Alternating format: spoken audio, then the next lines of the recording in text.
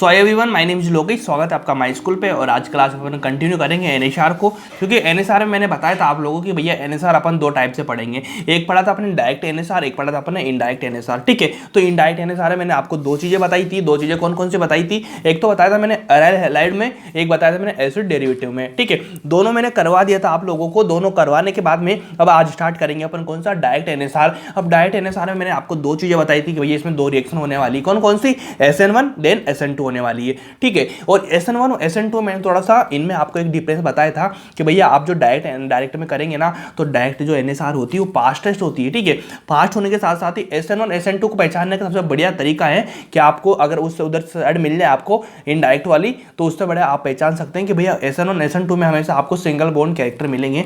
मतलब single bond आ रहा होगा, डबल बॉन्ड का कैरेक्टर कभी भी नहीं आएगा। बस इस तरह देखना है। फास्ट दोनों से कौन सा होता है? डायरेक्ट वाला होता है। तो अपने इनडायरेक्ट कर ही लिया था। अब आज अपन स्टार्ट करेंगे, क्या करेंगे? इनडायरेक्ट या डायरेक्ट? डायरेक्ट करेंगे, क्योंकि इनडायरेक्ट तो अपन ने कर ही लिया। तो हेडिंग डालेंगे यार, हेडिंग डालेंगे डायरेक्ट एनएसआर, डायरेक्ट एनएसआर। ठीक है, डायरेक्ट एनएसआर में आपको दो चीजें पढ़नी पड़ेगी, SN1 रिएक्शन और SN2 रिएक्शन। ठीक है, जैसे अपन ने A1 पढ़ा, A2 पढ़ा, तो आज की क्लास में अपन क्या करेंगे? SN1 कराएंगे, SN2 कराएंगे। देन अपन को मैं आपको क्या करूंगा? A1 A2, ठीक है, SN1 SN2, इन तीनों चारों में जो आपको डाउट होता है, बच्चों को पता नहीं चलता कहाँ पे E1 है, कहाँ पे A2 है, कहाँ SN1 है, SN2 है, सारी चीजें है ना, तो इनमें आपको बिल्कुल डिफरेंस क्रिएट करवा दूंगा मैं आप लोगों को। फिर आपको फील ही नहीं आएगा कि भाई कैसे कौन सा मिक्स हो रहा है कि बोर नहीं हो रहा चीजों को। आपको बिल्कुल सेपरेट लगेगा। जैसे भी कराऊंगा बहुत शानदार तरीके से करा देंगे, क्योंकि मेरा मेन फोकस रहता है कि जिन चीज़ों में आप डाउट करते हो, जिन चीज़ों में आपको समझ में नहीं आता, उन चीज़ों को मैं बिल्कुल हाईलाइट करता हूँ। ठीक है, क्योंकि आपको पता है बेसिक से एग्जाम होता है और बेसिक से क्वेश्चन आता है, तो बेसिक आपके बहुत अच्छे करवाता हूँ मैं। ठीक है, चलो डायरेक्ट एनएसआर की मैं बात करूंगा। तो देखो, डायरेक्ट एनएसआर में आपको SN1 पढ़ना है, SN2 पढ़ना है। तो सबसे पहले इतना समझना कि जो अपन एनएसआर पढ़ेंगे डायरेक्ट वाली, तो इनमें आपको मैं 3 पॉइंट पढ़ाऊंगा। 3 पॉइंट कौन कौन से पढ़ाऊंगा? सबसे पहले मैं पढ़ाऊंगा, क्योंकि इसमें काम आती है, एक आता है सोलवेंट काम में। ठीक है, कि इसमें कौन सा सोलवेंट है, सोलवेंट के हिसाब से एनएसआर डिपेंड करती है। सोलवेंट के हिसाब से डिपेंड करेगी तो सोलवेंट पढ़ाऊंगा। उसके बाद मैं आपको पढ़ाऊंगा लिविंग ग्रुप, कि कौन सा लिविंग ग्रुप है जो जल्दी टूटेगा, कौन सा लिविंग ग्रुप है थोड़ा लेट टूटेगा, कौन सा मीडियम टूटेगा। लिविंग ग्रुप के बारे में बात करेंगे अपन। ठीक है, ऐसी 3-4 चीजें मैं आपको बताने वाला हूँ, आपको मैं स्टेप बाय स्टेप कराऊंगा, ताकि सारी मिला के फिर एनएसआर में काम आएगी। तब आपका एनएसआर बहुत बेहतरीन और बहुत परफेक्ट हो जाएगा। ठीक है जी, तो देखो कैसे होना है रिएक्शन। एक छोटा सा मैं एग्जांपल करा देता हूं आप लोगों को। एग्जांपल करा रहा हूं कि देखो, न्यूक्लियोफाइल आपको मिलेगा। ठीक है, न्यूक्लियोफाइल आपको मिला, तो न्यूक्लियोफाइल का आपको अटैक करना है RX पे। ठीक है, SN1 SN2 में बताया था ना मैंने आप लोगों को, ये RX होता है, R और X होता है। ठीक है, सिंगल बॉन्ड आया। ठीक है, क्योंकि आपको R के साथ में सिंगल बॉन्ड और यहाँ पे आपको हेलोजन कंपाउंड मिल जाए, तो आप समझेंगे भैया डायरेक्ट एनएसआर हो रहा है। SN1 SN2 में से कोई होगा। साथ में अपन को क्या अटैक करवाना है? किसका? न्यूक्लियोफाइल का करवाना है। तो NU आया कि नहीं? आ चुका। जब NU आ चुका, आने के बाद में आप डिपेंड करेगा कि भैया यहाँ पे बीच में आप सोलवेंट कौन सा लेते हो। ठीक है, कौन सा सोलवेंट आप ले रहे हैं, सोलवेंट के हिसाब से चीज़ें चलेगी। तो आपने मान लीजिए सोलवेंट जैसा भी लिया, जैसे मैं बता दूंगा, सोलवेंट के हिसाब से चीज़ें बदलेगी। तो यहाँ पे मैंने जो भी सोलवेंट लिया कोई दिक्कत नहीं है। तो यहाँ पे बदलेगा क्या, चीज़ें क्या बदलेगी? देखो सिंपली जो न्यूक्लियोफाइल रहेगा, न्यूक्लियोफाइल जो होगा ये अटैक करेगा यहाँ पे, और X जो होगा अपना अलग हो जाएगा। ठीक है, तो सेम चीज़ मैं करा देता हूँ यहाँ पे RU NU प्लस क्या कर दूंगा मैं, अपना जो हैलाइड है, अपना जो हेलोजन कंपाउंड है, ठीक है, वो अलग हो चुका है। इस तरह से कंपाउंड बन जाएगा। तो ये बेसिक है इस रिएक्शन का। अगर आपको इतना समझ में आया तो आगे की चीज़ें बहुत अच्छे से समझ पाएंगे, क्योंकि छोटी सी चीज़ अगर समझ में आ जाएगी तो छोटी से छोटी मिला के बड़ी चीज़ बना सकते हैं अपन। इसलिए मैं बड़ी चीज़ कभी आपको पहले नहीं करवाता, छोटी चीज़ पहले करवाने की कोशिश करता हूँ। ठीक है, तो डिपेंड किस पे करेगा? देखो NU था, NU ने अटैक किया R पे और अपना X निकल चुका है। इस तरह से चीज़ें चलेगी, सोलवेंट पे डिपेंड करेगा। ठीक है, उसके बाद मैं बात करूँ भैया सोलवेंट की। ठीक है, तो सोलवेंट कितने टाइप के हो सकते हैं तो बता रहा हूँ आप लोगों को। तो आप यहाँ हेडिंग डालना सोलवेंट। ठीक है, जब आप एडिंग डालेंगे सोलवेंट का, तो सोलवेंट आपको दो टाइप का मिलेगा। दो टाइप का कौन कौन सा मिलेगा? आप लोगों ने नाम सुन रखा है, लेकिन अभी आपको याद नहीं आ रहा होगा। अगर मैं लिखूंगा, लिखने के बाद में आपको ध्यान आ जाएगा कि हाँ भैया तो पढ़ा हुआ है। ठीक है, देखो दो टाइप का सोलवेंट होता है। एक होता है अपना फर्स्ट नंबर का होता है अपना पोलर सोलवेंट। कौन सा? Polar solvent. एक कौन सा होता है आप बता दो? Non polar. ठीक है, पोलर हो गया, एक नॉन पोलर हो गया। अब इनमें क्या डिफरेंस होता है? पोलर क्या होता है, नॉन पोलर क्या होता है? तो पोलर वो होता है भैया जहां पर न्यू का मान क्या होता है? 0। ठीक है, क्या होता है? 0। ऐसा बिल्कुल भी नहीं है, इसका मतलब है नॉट 0, जिसका मान 0 नहीं हो, जिसकी वैल्यू 0 ना हो। यहाँ पे यू का मान क्या हो जाएगा भैया? 0 = 0 हो जाएगा। ठीक है। इसका मान यू का मान क्या हो जाएगा 0, यहाँ पे क्या हो जाएगा नॉट 0, जिसका नॉट 0 रहेगा मतलब 0 नहीं होगा कुछ भी रह सकता है, 1 2 3 4 जो भी रह सकता है वो क्या रहेगा पोलर रहेगा, जिसका 0 आ चुका वो होता है नॉन पोलर। ठीक है, ये वाली सिंपल चीज समझ लेना जिसमें आपका काम हो जाएगा। इसके कुछ एग्जाम्पल मैं आपको लिखा दूँ, जैसे मान लीजिए CCl4, ठीक है, जानते हो आप डायपोल वगैरह की बात करते हैं अपन, ठीक है, CCl4 हो गया, तो कभी कभी ऐसे जो बेंजीन रिंग है इसका भी 0 होता है, बेंजीन रिंग का भी 0 होता है ना। ये बहुत अच्छे एग्जाम्पल है जो आपको हमेशा याद रखते हैं। ठीक है, उसके बाद भैया पोलर सॉल्वेंट जो है अभी हमेशा से 2 टाइप का होता है, अगेन 2 टाइप का होगा, कौन कौन सा वो भी आपने पढ़ा हुआ है, पोलर प्रोटिक सॉल्वेंट। ठीक है, इसको बोलते हैं PPS, सुना, इसको एक होता है पोलर अप्रोटिक सॉल्वेंट, इसको बोलते हैं PAS पास। PPS और पास तो आपने सुना होगा, पोलर प्रोटिक सॉल्वेंट, और पास का मतलब पोलर अप्रोटिक सॉल्वेंट। तो 2 टाइप के सॉल्वेंट होंगे आपके पास में। अभी सॉल्वेंट डिपेंड करेगा, मैं आगे सब बता दूंगा आपको कौन सा कहाँ पे डिपेंड करेगा, कैसे बदलेगा, कैसे चेंज होगा, सब कुछ अपन पढ़ते जाएंगे, टेंशन मत लेना इस चीज़ को लेकर। ठीक है, इसके बाद में थोड़ा सा एडिंग डालना, इस वाली चीज़ को अपन एक्सप्लेन करके लिखेंगे, कुछ एग्जाम्पल लिखेंगे। तो यहाँ पे लिखो, देखो पोलर सॉल्वेंट। ठीक है, पोलर सॉल्वेंट में होता क्या है, यू का मान क्या होता है नॉट 0 या 0, नॉट 0 होता है। ठीक है, और इसके बाद अपन ने बात करी थी भैया पोलर जो सॉल्वेंट है अपना कितने टाइप का होता है, 2 टाइप का होता है। 2 टाइप के कौन कौन से होता है, नाम बताएंगे मेरे को आप लोग, आप बताएंगे। देखो होता है पोलर प्रोटिक, ठीक है, सॉल्वेंट लिख लो यहाँ पे, और यहाँ पे क्या होता है पोलर अप्रोटिक।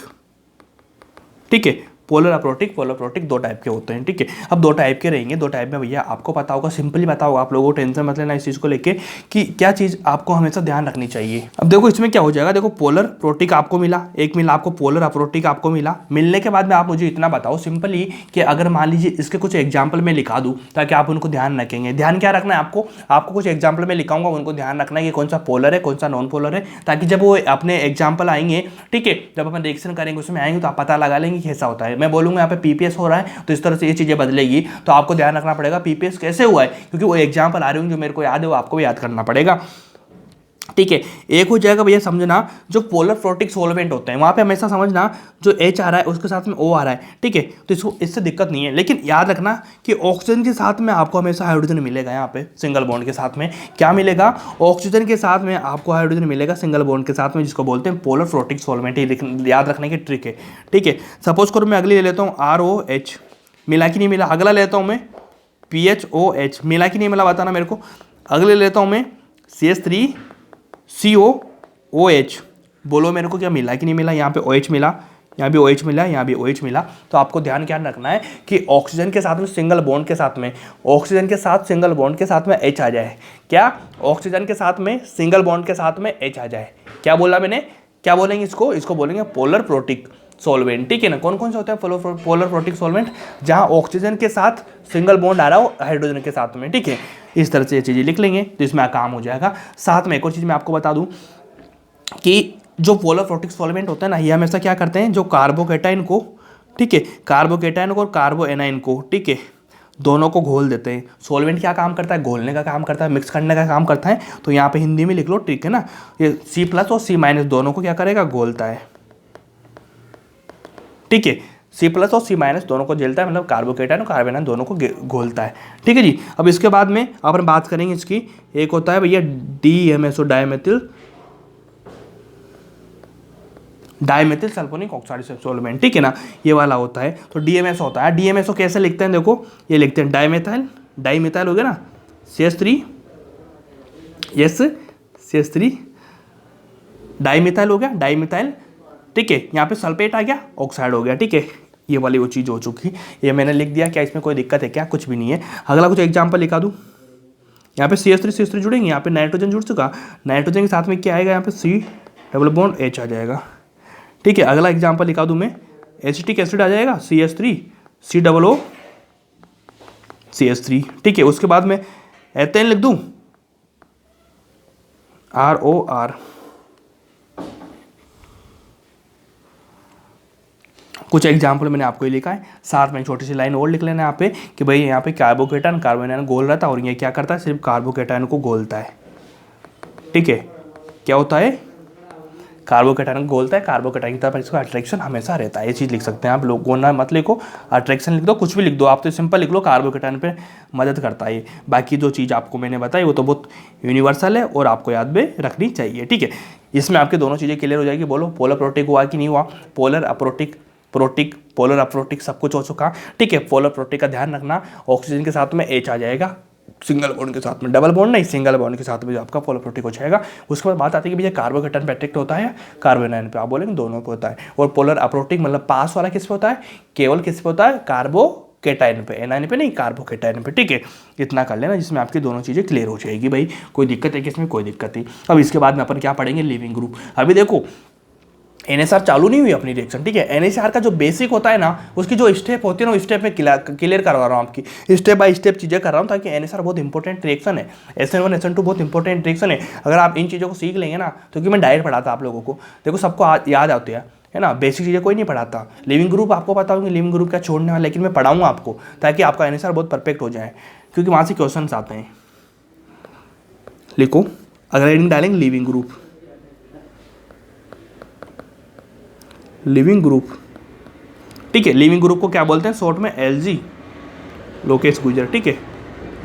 मेरा नाम है ना लोकेश गुजर। लिविंग ग्रुप को क्या बोलता है? NG। मैं लिविंग ग्रुप हो गया? हाँ नहीं, बिल्कुल लिविंग ग्रुप नहीं हूँ भाई, मैं लिविंग करने वाला नहीं हूँ, मैं तुम्हारे साथ रहने वाला हूँ, ठीक है। ये तो बस हो गया नाम, ठीक है। लिविंग ग्रुप LG बोल देंगे, कोई दिक्कत नहीं, ठीक है। इतना कर लेना। अब इसके बाद देखो रिएक्शन कैसे बनेगी, क्या बनेगी, कौन सी लिविंग ग्रुप होता है। सिंपल इसकी रिएक्शन छोटी सी मैं बता देता हूँ कि अगर मान लीजिए मेरे पास में न्यू है, NU है, न्यूक्लियोफाइल है, ठीक है। साथ में इसकी रिएक्शन में किसके साथ कर रहा हूँ? RL के साथ में। तो मेरा कंपाउंड क्या बनने वाला है? आप लोगों को खुद को पता है कि भैया इसके साथ में टेक देगा, वो जो अपना L है वो निकल जाएगा, बग जाएगा। कैसे बगेगा? देखो R के साथ में क्या जुड़ेगा? NU, और जो मेरा लिविंग ग्रुप है वो इधर टूटेगा, ये वाला बॉन्ड टूटेगा, इस पर आएगा, तो यहाँ पे क्या माइनस लगेगा, नहीं लगेगा, तो इसको बोलते हैं लिविंग ग्रुप,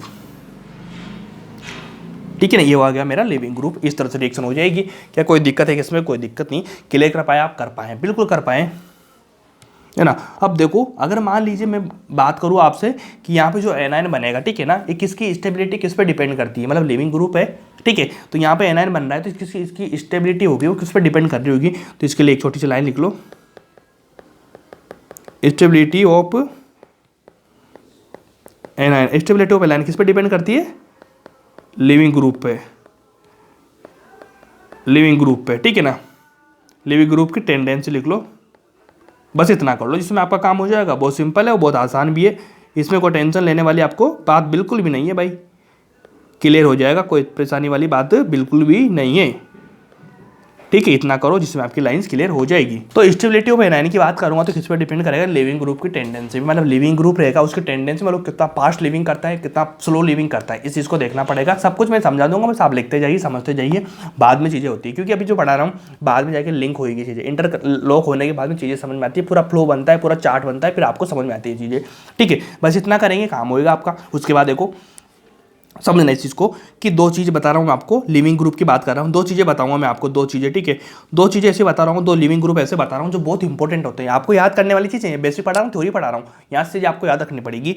देखो दो चीज़ें बताऊँगा मैं कि अगर मान लीजिए मेरे पास में आता है भैया RN2 माइनस, ठीक है, RN2 माइनस ये वाला लिविंग ग्रुप मेरे पास में आता है, तो सबसे बेस्ट लिविंग ग्रुप होगा, बेस्ट LG होगा ये, ठीक है। क्या होगा? बेस्ट LG होगा, ठीक है। उसके बाद एक और मेरे पास में आएगा R, ठीक है, R के साथ में आएगा प्लस H, ठीक है। ये वाला आएगा तो किस, ये भी क्या रहेगा भाई? ये भी रहेगा बेस्ट LG। अगर आपके पास में दो लिविंग ग्रुप आते हैं, दो लिविंग ग्रुप कौन कौन से आएंगे? सिंपली आप, एक तो आएगा RN2, एक आएगा बेस्ट LG ग्रुप, ठीक है, होगा। उसके बाद में आएगा ROHH, ठीक है ना, तो ये भी बेस्ट LG होगा, मतलब बेस्ट लिविंग ग्रुप होगा। दोनों बेस्ट होंगे, इससे ज़्यादा कोई बेस्ट होगा ही नहीं। मतलब ये वाला देखते तो आप फट से लिख देंगे भैया तो बेस्ट होगा, परफेक्ट होगा, शानदार होगा, बस इस तरह से कर देंगे। उसके बाद में कुछ और लिखा देता हूँ मैं, बहुत सारे लिविंग ग्रुप आएंगे, उनकी टेंडेंसी क्या होती है, ठीक है ना, वो कितना जल्दी टूटेंगे, कितना जल्दी लिविंग करेंगे। सपोज करना मेरे पास में आता है फ्लोरीन, क्लोरीन, ब्रोमीन, आयोडीन, ये वाला हो जाएगा। उसके बाद में इतना बताना मेरे को कि इसकी टेंडेंसी बताना, कौन ज़्यादा होगा कौन कम होगा। मतलब बेस्ट लिविंग ग्रुप की बात कर रहा हूँ मैं, उसमें टेंडेंसी बता रहा हूँ कि कौन सा लिविंग ग्रुप जल्दी टूटेगा, मतलब कौन जल्दी रिएक्ट करेगा। इनमें आपको मेरे को ऑर्डर लिखना, इसके बाद में ऑर्डर लिखने के बाद मैं नीचे चीज़ बताऊँगा आपको, ये वाली चीज़ है, इसमें करो एक, ठीक है, इतना करो, ये वाला, ये वाला करो सिंपली, ठीक है। अब बताओ मेरे को इसमें से कौन सा ज़्यादा होगा। अगर मान लीजिए देखो आपको सिंपल समझ में आ रहा होगा, सिंपल आपको क्या समझ में आ रहा होगा कि अगर आप इसको करेंगे तो इसको भी कर पाएंगे, अगर आपको ये वाला नहीं आया तो ये भी नहीं आया। तो मेरा जो ऑर्डर होने वाला है, मेरा ऑर्डर जो होने वाला है भैया वो होने वाला है कि मेरा ऑर्डर ये वाला होने वाला है। ऐसा क्यों बताओ। तो देखो यार सिंपल, मैंने पहले बताया था कि यहाँ पे होते हैं भैया 2p, ठीक है, और यहाँ पे होते हैं 2p 5p, ठीक है। 2p 5p जो ऑर्बिटल्स होते हैं इनके बीच में बॉन्ड होता है, मतलब ये वाला बहुत वीक होता है, आई वाला, ठीक है, बहुत वीक होता है। तो जो वीक होगा वो फट से लिविंग कर देगा, ठीक है ना। आपको पता है जुड़ी हुई चीज़ है, इस चीज़ से बहुत स्ट्रॉन्ग चीज़ जुड़ी हुई है एक चीज़, ठीक है। तो इसको तोड़ने में बहुत ज़्यादा एनर्जी लगेगी, बहुत लेट टूटेगा। अरे एक जैसे मान लीजिए कैसे बिल्कुल हल्के से जुड़ी हुई है तो फट से टूट जाएगी, फट से टूट जाएगी ना। तो इसलिए बोलते हैं कि लिविंग ग्रुप थोड़ा छोटा होता है। अब यहाँ से एक चीज़ समझ में आ रही होगी आपको कि भैया एक बात छोटी सी चीज़ है कि जो वीक होगा वो जल्दी टूटेगा, मतलब ये वाला कर दिया। अब इस वाली चीज़ में जाएंगे अपन, ठीक है। वीक समझ में आया, जो वीक होगा वो जल्दी टूटेगा। उसके बाद में इतना बताना है मेरे को सिंपली कि भैया यहाँ पे बात करूँगा तो यहाँ पे माइनस आ रहा है ऑक्सीजन पे, क्या ऑक्सीजन पे माइनस स्टेबल होता है कि नहीं होता, ये दूसरी बार रिटर्न करेगा, ठीक है। यहाँ पे रेजो होगा ना रोल पे सिंगल पाई में, तो दूसरी बार जो मेरा पाई जो नेगेटिव है मेरा ये जाएगा यहाँ पे, ठीक है, ऑक्सीजन पे। तो जाने के बाद मतलब ये स्टेबल से स्टेबल पे जा चुका है तो बहुत स्टेबल हो जाएगा, मतलब यहाँ पे जो वीकनेस सारी इनके बीच में आई नहीं रही। माइनस यहाँ से यहाँ गया, ऑक्सीजन से ऑक्सीजन पे गया, स्टेबिलिटी सेम रहेगी, चेंज नहीं आएगा। तो आपको बस इतना देखना पड़ेगा। उसके बाद में देखो यहाँ से मैं बात करूँगा कि माइनस जाएगा यहाँ से, यहाँ भी सेम जाएगा, यहाँ माइनस जाएगा सेम रहेगा, यहाँ भी जाएगा सेम जाएगा। मतलब मेरे को समझ में आया कि भैया मैं तीनों जगह की बात करूँगा, सिंपली मेरे पास में तीनों जगह की बात करूँगा। मैंने देखो समझाया था आप लोगों को, मैं सारे जो आपके बैक के कंसेप्ट सारे रिवाइज करा दूंगा इस वाले क्वेश्चन में, बहुत इंपॉर्टेंट है, ठीक है। देखो यहाँ पे मैंने क्या समझाया आपको कि यहाँ से यहाँ गया सेम हो गया, स्टेबिलिटी सेम रही। यहाँ भी क्या हुआ, यहाँ से यहाँ गया सेम रहा, स्टेबिलिटी सेम हो चुकी। उसके बाद मेरा ऑक्सीजन के माइनस वाला है, ठीक है, ऑक्सीजन से ऑक्सीजन पे क्या सेम रही, स्टेबिलिटी सब कुछ सेम आ चुका। आप क्या करें, दिक्कत आएगी, कौन ज़्यादा कम होगा। उसके बाद मैं देखूंगा यार दिक्कत इनमें कौन सा इफेक्ट लग रहा है, ठीक है, कौन सा इफेक्ट ज़्यादा लग रहा है। तो मेरे को नजर आया कि भैया CH3 आ रहा है, मतलब यहाँ पे मैं H लगाऊंगा प्लस H, यहाँ भी CH3 आ रहा है, यहाँ पे प्लस H लगाऊंगा, और CF3 आ रहा है, मतलब यहाँ पे मैं क्या लगाऊंगा, माइनस I लगाऊंगा। तो मेरे को एक बात तो क्लियर हो चुकी कि भैया -5 वाला होगा, ठीक है, -5 वाला होगा वो इलेक्ट्रॉन को खींचेगा। इलेक्ट्रॉन खींचने के बाद में देखो यहाँ तो माइनस लग रहा है, इलेक्ट्रॉन खींचेगा, मतलब स्टेबिलिटी बढ़ रही घट रही है। आप सोचेंगे भैया -m लग रहा है, ठीक है, -I लग रहा है, मतलब आप क्या करेंगे, जल्दी से कर देंगे, बिलीव कर देंगे ग्रुप को। तो मेरे को इतना समझ में आ चुका भैया लिविंग ग्रुप में तो ये वाली टेंडेंसी इसकी ज़्यादा रहेगी, फट से टूट जाएगा, ठीक है, ये वाला इन दोनों में तो, ठीक है। यहाँ तो प्लस ऐसे लग रहा है। अब दिक्कत होगी यहाँ पे प्लस एस, यहाँ पे प्लस एस, यहाँ पे ऑक्सीजन सेम आ रहा है, इन दोनों में कौन ज़्यादा कौन कम होगा। तो मैंने एक चीज़ बताई थी कि अगर मान लीजिए कोई सा माइनस है, ठीक है, तो उसके पास में दो रास्ते हैं, एक रास्ते दो रास्ते। तो जो जिसके पास में एक रास्ता होगा उसके पास में क्या होता है, चॉइस नहीं होती, ठीक है ना, वो अपने टारगेट पे फोकस होता है, एक जगह जाएगा। लेकिन जिसके पास में दो रास्ते होंगे ना वो कंफ्यूजन में होता है, ना इधर जाऊँ ना इधर जाऊँ, ठीक है ना। तो इसलिए क्या होता है, वीक हो जाता है, उसकी जो स्टेबिलिटी होती है वो कम हो जाती है, मतलब कंफ्यूज रहता है, ठीक है। कंफ्यूज रहेगा तो उसका काम सही से होगा नहीं, आपको पता है। बिल्कुल आपको टारगेट रहना पड़ेगा, एकदम स्ट्रेट फॉरवर्ड रहना पड़ेगा, तब एक काम होगा। तो इसके पास तो एक ही ऑप्शन है, इसके पास में इधर भी दो ऑप्शन मिल रहे हैं। तो इसका मतलब भैया इसकी स्टेबिलिटी कम हो चुकी है, ठीक है। तो स्टेबिलिटी कम हो चुकी है तो जल्दी टूट जाएगा, ठीक है। ये इसकी स्टेबिलिटी ज़्यादा रहेगी तो थोड़ा लेट टूटेगा। तो आपका ऑर्डर जो आने वाला ये वाला आ जाएगा और आप कर पाएंगे बहुत सिंपली भाषा में और बहुत आसान भाषा में, ठीक है। उसके बाद में एक और ऑर्डर लिखा देता हूँ मैं, जैसे मैं लेता हूँ यहाँ पे Br, देन मैं लेता हूँ यहाँ पे CH3CO, ठीक है, O-। इसमें सेम वही कंसेप्ट लगा देना जो आप लगाने वाले हैं। अभी मैंने समझा के आया मैं आप लोगों को, दोबारा थोड़ी ना समझाऊंगा आपको। यहाँ पे यार CH3O बताओ, देखो सबसे पहले आपको समझ में आएगा यहाँ पे कार्बन वगैरह लग रहे हैं। सबसे पहले तो देखो भैया ब्रोमीन है, साइज वाली बात आएगी यहाँ पे, ठीक है, साइज वाली बात आएगी यहाँ पे, ये वाली साइज वाली छोटी साइज है ना, देखो ये वाली टूट जाएगी, ठीक है। इन्हें बताओ सेम क्या चीज़ आएगी। देखो इस पर क्या हो जाएगा, रेजो हो रहा है इसमें, ठीक है, इसमें रेजो हो रहा है कि नहीं हो रहा है, ठीक है। इसकी स्टेबिलिटी चेंज जाएगी, चेंज जाने के बाद में बताओ ये वाली रेजो स्टेबल बनाएगा, इससे यहाँ पे प्लस H लग रहा है और यहाँ पे देखो माइनस आ रहा है सिंगल बॉन्ड के साथ में। और आपको पता होगा इस वाली में दिक्कत क्रिएट होती है, मैंने आपको एक्सेप्शन फॉर्म में लिखा है, जिसका ऑर्डर ये वाला हो जाएगा। बस इसको ऑर्डर को थोड़ा सा ध्यान रखना, ठीक है, इसमें आपको क्लैरिटी मिल जाएगी। अब कभी कभी एक छोटी सी पॉइंट और लिखा दूँ मैं आप लोगों को कि जो लिविंग ग्रुप होता है ना वो डिपेंड करता है स्टेबिलिटी ऑफ, सब कुछ लिखवा दूंगा यार भाई, तुम चिंता ही नहीं करो। जो भी आपके दिमाग में ख्याल आ रहा होगा ना कि भैया ये चीज़ कैसे होगी, ये चीज़ समझ में नहीं आ रही कैसे क्या करना है, तो उसका सोचना कि आपको अगली स्लाइड में आपको जवाब मिल जाएगा, ठीक है। हो सकता है मैं उस टाइम नहीं लिखा रहा हूँ, लेकिन आगे सब लिखवा दूंगा। मेरे को सब पता है कि बच्चों को कहाँ पर दिक्कत होती है, मेरे को कहाँ पे दिक्कत होती थी और आपको कहाँ पे दिक्कत होती है। मैं उस चीज़ को बहुत अच्छे से क्लियर करवा देता हूँ, ठीक है, मेरे हिसाब से। तो फिर भी अगर आपको दिक्कत होती है तो आप मेरे से पूछ ही सकते हैं। देखो LG स्टेबिलिटी ऑफ एनायन पे डिपेंड करेगा, मतलब आपको एनायन का स्टेबिलिटी कहाँ पे ज़्यादा होगी, ठीक है, वहाँ पे लिविंग ग्रुप ज़्यादा स्ट्रॉन्ग होगा, ठीक है। इतना पढ़ना पड़ेगा आपको। उसके बाद में एक चीज़ बता दूं मैं आपको कि अगर मान लीजिए आपको मिलती है, एक चीज़ वो लिखता हूँ, स्टेबल एनाइन मिलता है, ठीक है, या तो आपको स्टेबल एनाइन मिल गया, साथ के साथ में हम स्टेबल एनाइन के साथ में अगर मान लो स्टेबल एनाइन नहीं मिला तो आप समझ सकते हैं वीक बेस पे, ठीक है, वीक बेस ले लो, क्योंकि वीक बेस है कोई जल्दी टूट जाएगा। तो आपको देखो दो चीज़ें मिल सकती है, या तो स्टेबल एनाइन मिला, जब आपको एनाइन नहीं मिल रहा, आपको बेस मिल रहा है, फिर क्या करेंगे आप लोग, तो आप देखेंगे भैया कौन सा वीक है और कौन सा स्ट्रॉन्ग है। तो आपको स्ट्रॉन्ग तो है ही सही, वीक को ले लेना जिसमें आपका काम हो जाएगा, दोनों चीज़ बराबर होती है, आपको पता है ये चीज़, ठीक है। कोई दिक्कत है किस चीज़ में, कोई दिक्कत नहीं, इतना हो गया। अपन ने कितनी चीज़ें पढ़ी, दो चीज़ें पढ़ी, कौन कौन सी, सोलवेंट पढ़ा, उसके बाद अपन क्या पढ़ा, लिविंग ग्रुप पढ़ा, अब अपन पढ़ेंगे न्यूक्लियोफाइल, ठीक है। अपन क्या पढ़ेंगे अब, न्यूक्लियोफाइल। थर्ड नंबर की चीज़ अपनी क्या है, लिविंग ग्रुप था, थर्ड नंबर की अपनी चीज़ क्या है, लिविंग ग्रुप, लिविंग ग्रुप भी तो आप, सॉरी थर्ड नंबर की चीज़ क्या है अपनी, न्यूक्लियोफाइल, क्या न्यूक्लियोफाइल है अपनी, ठीक है। तो भैया आपको क्या करना है, न्यूक्लियोफाइल में याद करना है कि देखो आपके पास लिविंग ग्रुप आ गया, सोलवेंट आ गया, लेकिन न्यूक्लियोफाइल कौन कौन से होते हैं। एनएसआर बहुत लंबी रेक्सर है और बहुत इंपॉर्टेंट है, इसलिए मैं आपको एक एक पॉइंट तोड़ तोड़ के पढ़ा रहा हूँ, ठीक है। देखो न्यूक्लियोफाइल क्या होते हैं, न्यूक्लियोफाइल आपको देखना पड़ेगा कौन कौन से न्यूक्लियोफाइल, आपको पता नहीं चल रहा कौन सा न्यूक्लियोफाइल होगा, कौन सा नहीं होगा, किसको ऐड कराएंगे, किसको रिएक्शन करवाएंगे, किसको अटैक कराएंगे, किसका नहीं करवा पाएंगे ना। तो आपको देखना पड़ेगा कि भैया न्यूक्लियोफाइल कौन सा होता है। जब न्यूक्लियोफाइल आपको समझ में आ जाएगा तो आप क्लियरली कर पाएंगे कि ये वाला न्यूक्लियोफाइल होगा, यहाँ पे अटैक करेगा, कौन सा लिविंग ग्रुप होगा। मैंने आपको सब कुछ समझा दिया, पूरी रिएक्शन का पार्ट समझा दिया।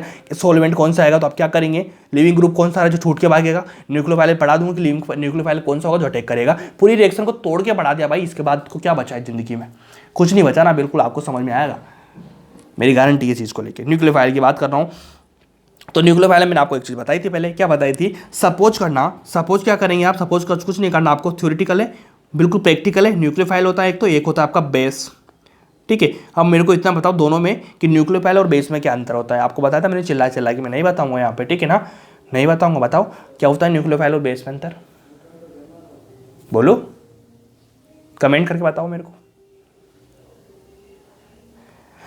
देखो न्यूक्लियोफाइल और बेस में अंतर क्या होता है, ठीक है, आपको समझ में आएगा। अच्छी बात है, आपने बताया मेरे को, बहुत अच्छी बात है, मैंने सुन लिया मेरे मन की आंखों से, आप बता रहे हैं, बिल्कुल बता रहे हैं आपको, ठीक है ना। तो देखो न्यूक्लियोफाइल की मैं बात कर रहा हूँ, ठीक है। तो न्यूक्लियोफाइल में सिंपली आप समझना कि न्यूक्लियोफाइल किसे बोलते हैं और बेस किसे बोलते हैं। तो आप समझना बेस में जो लोन पेयर होते हैं, न्यूक्लियोफाइल में दोनों लोन पेयर होंगे, यहाँ भी लोन पेयर, यहाँ भी लोन पेयर, दोनों लोन पेयर होंगे। तो जो बेस होगा वो लोन पेयर अपने होता है, वो देता है भैया H+ को, लोन पेयर किसको देता है वो, लोन पेयर किसको देगा वो, H+ को लोन पेयर देगा, ठीक है। और जो न्यूक्लियोफाइल होगा ना, ये क्या किसको देता है भैया, ये कार्बन वगैरह को देता है, कार्बन को लोन पेयर देता है आपने, ठीक है। H+ को कभी भी नहीं देता है, ठीक है ना, H+ को कभी भी नहीं देता है, केवल देता है कार्बन वगैरह को। 99% चांस होते हैं कार्बन को देता है, क्योंकि ये रिएक्शन कार्बन बेस चलती है तो कार्बन को लोन पेयर देगा। तो ये मेजर डिफरेंस है, ठीक है, मेजर डिफरेंस और बहुत शानदार डिफरेंस है कि आप इसको करेंगे तो आपका ख्याल मेरे दिल में बिल्कुल सेट हो जाएगा कि आप लोगों को बहुत अच्छी चीज़ें समझ में आ रही है, ठीक है जी। इतना करना, कोई दिक्कत है किस चीज़ को लेकर, कोई दिक्कत नहीं, बहुत आसान है, क्या बहुत आसान है, बहुत सिंपल है कि आपको न्यूक्लियोफाइल समझ में आया कि न्यूक्लियोफाइल कौन सा होगा, बेस कौन सा होगा। दोनों चीज़ों में आपको यार डिफरेंस क्रिएट होना चाहिए, डिफरेंस क्रिएट नहीं हो रहा तो फिर तो काम बनेगा ही नहीं, ठीक है जी। न्यूक्लियोफाइल आपको समझ में आया, इस तरह से चीज़ें करेंगे। देखो अपनी रिएक्शन का तीनों पार्ट हो चुका है, अब आगे बेसिक पढ़ेंगे, उसके बाद अपन एनएसआर स्टार्ट करेंगे। उसके पहले कुछ लाइन्स में आपको लिखाने वाला हूँ। अब देखो एक लाइन लिखेंगे अपन, क्या लिखेंगे, छोटी सी लाइन लिखेंगे जो बेसिक है, जिससे आपको चीज़ें वो आसान लगेगी, वो समझ में आएगी। देखो समझना, लिखना are availability of lone pair, lone pair की अवेलेबिलिटी ऑफ किस पे, are availability of lone pair to the carbon, मतलब कार्बन के ऊपर, carbon known as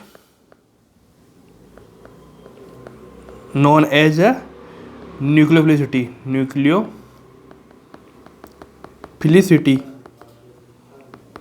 it is kinetic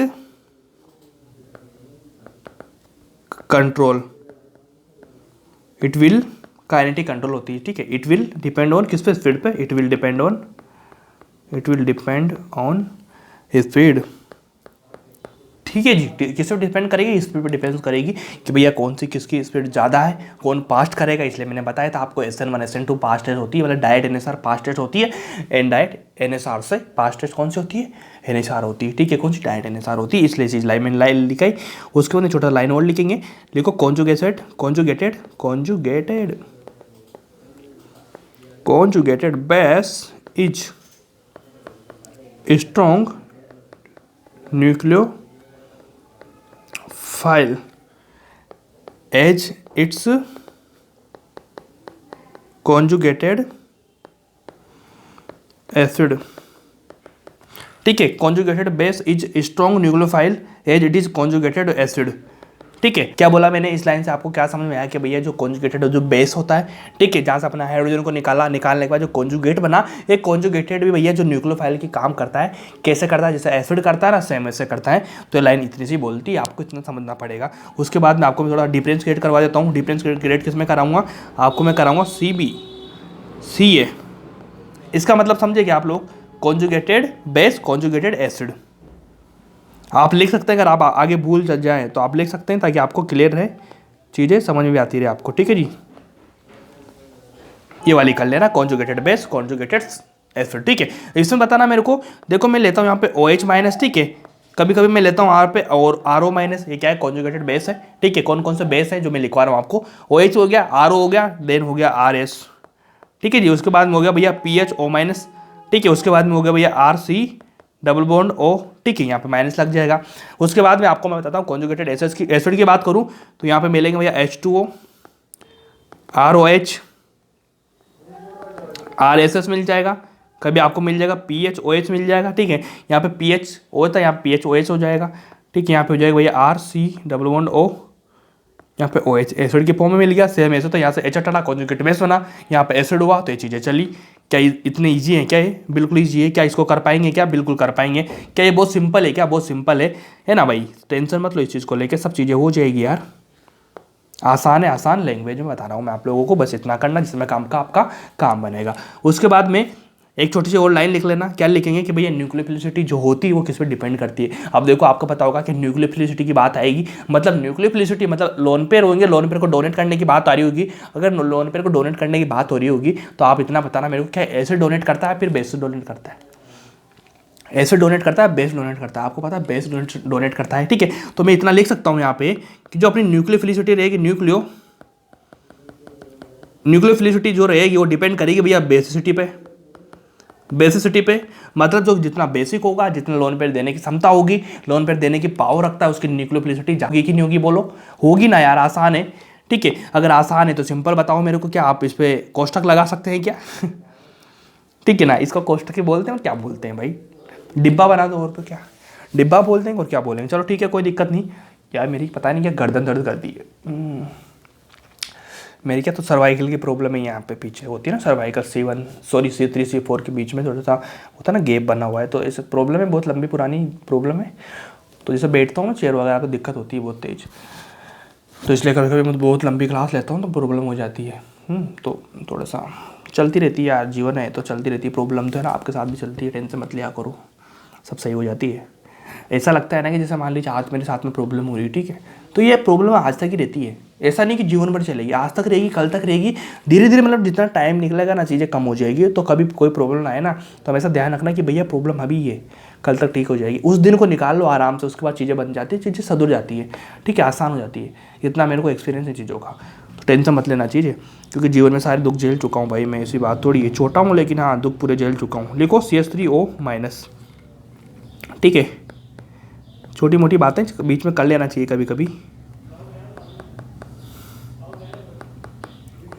चलो बताओ, इसकी बताना स्पीडियटली, क्या बताएंगे आप, सिंपल बताना मेरे को। देखो यहाँ तो माइनस से माइनस जाएगा, रेजो होएगा, रेजो होने के बाद में क्या हो जाएगा, स्टेबल हो जाएगा, ठीक है भाई, स्टेबल हो जाएगा। जब स्टेबल हो जाएगा तो भैया लोन पेयर देने में उसकी जान निकले कि नहीं देगा, यहाँ से बताओ ये देगा कि नहीं देगा, देगा तो इसका ऑर्डर क्या हो जाएगा, ये वाला, यहाँ पे देखो रेजो हो जाएगा, यहाँ पे स्टेबल हो जाएगा, माइनस रेजो भी हो रहा है और माइनस जा रहा है, ठीक है। अब आपको एक क्रिएट हो सकता है कि भैया यहाँ भी रेजो यहाँ भी रेजो है, तो आप दोनों में, इन दोनों में स्ट्रॉन्ग कौन होगा, तो यहाँ पे समझना, देखो यहाँ पे जो माइनस है, माइनस किस पे गया, ऑक्सीजन पे जाएगा, तो भैया ऑक्सीजन से ऑक्सीजन पे जाने पे स्टेबिलिटी इसकी सेम रहेगी, लेकिन देखो यहाँ पे माइनस किस पे, ऑक्सीजन पे, उसके बाद किस पे आएगा, ऑक्सीजन से जाएगा कार्बन पे, इसलिए इसकी स्टेबिलिटी कम हो जाएगी। रेजो दोनों में, लेकिन जो ऑक्सीजन है, ऑक्सीजन या ऑक्सीजन माइनस से माइनस पे जा रहा है या माइनस से कार्बन पे जा रहा है, तो स्टेबिलिटी कम होगी ना, क्योंकि आपको पता है माइनस कार्बन पे कम स्टेबल होगा, तो ये चीज़ पॉसिबल नहीं होगी, अच्छा नहीं होगा, काम नहीं होगा। तो इसलिए बस इतना ध्यान रखना, इसका ऑर्डर ये वाला हो जाएगा, इसका तो आप समझ ही चुके हैं, जानते ही अच्छे से।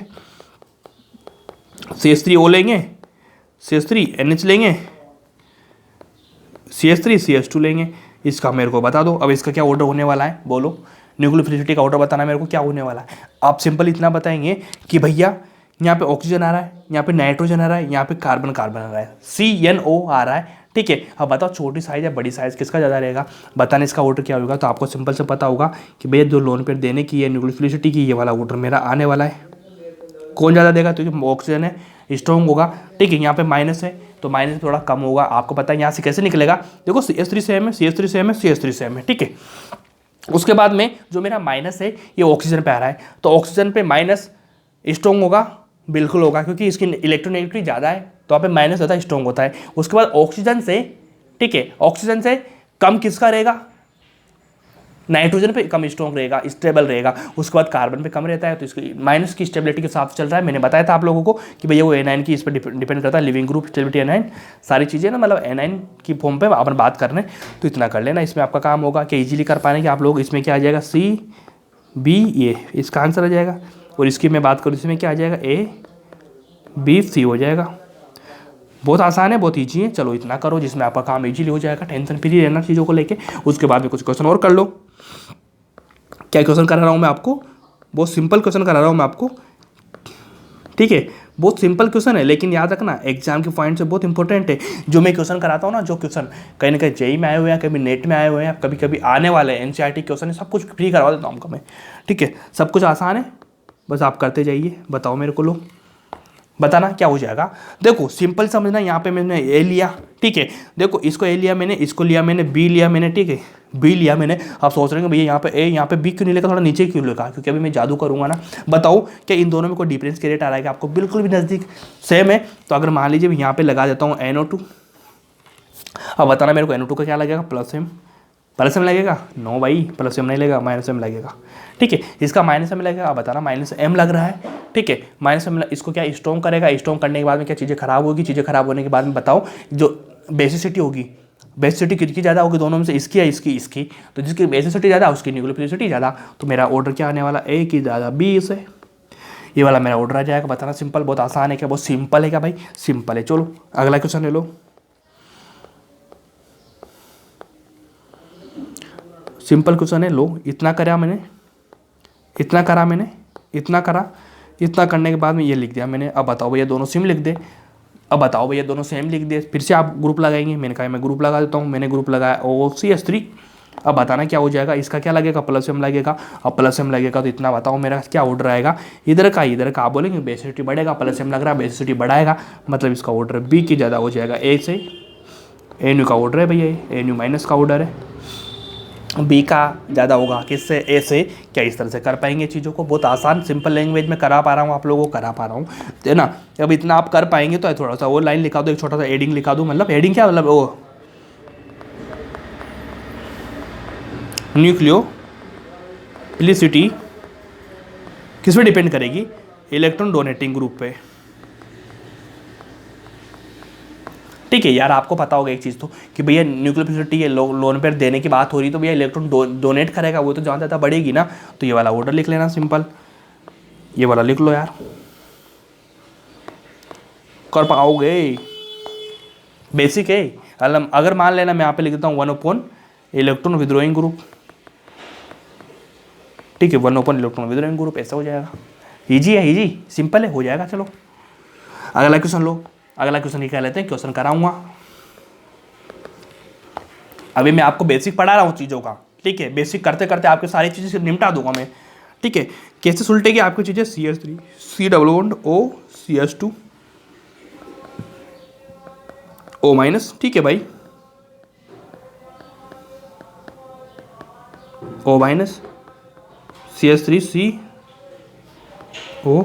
अब बताना मेरे को, वापस से एक चीज़ दिमाग में आपके आ रही होगी कि भैया ये तो वापस से माइनस आएगा, स्टेबल हो जाएगा, ठीक है, स्टेबल पीछे जाएगा, सेम एज जाएगी, यहाँ से कार्बन पे जाएगा, कार्बन पे जाने के बाद चीज़ें बदल जाएगी, क्योंकि यहाँ पर रेजो आ रहा है, ठीक है, रेजो यहाँ भी, लेकिन यहाँ कार्बन से कार्बन आएगा, यहाँ पे एक बार होगा, यहाँ पर रिंग पे जा रहा है, तो रिंग पे कार्बन से कार्बन जाएगा। तो ये वाला ऑर्डर मेरा आ जाएगा। 1 से 2C लिख लेना यहाँ पे, क्योंकि भैया जो कार्बन माइनस है यहाँ पे कार्बन आएगा, यहाँ पे एक कार्बन पे जाएगा, यहाँ पे ज़्यादा कार्बन पे जाएगा, इसलिए यहाँ की स्टेबिलिटी कम इसकी ज़्यादा हो जाएगी, ठीक है। चलो इतना ऑर्डर आपका आ जाएगा। अब एक नोट लिखेंगे अपन सिंपल सा, ठीक है। नोट क्या लिखेंगे, देखो कि लिखो nucleophilicity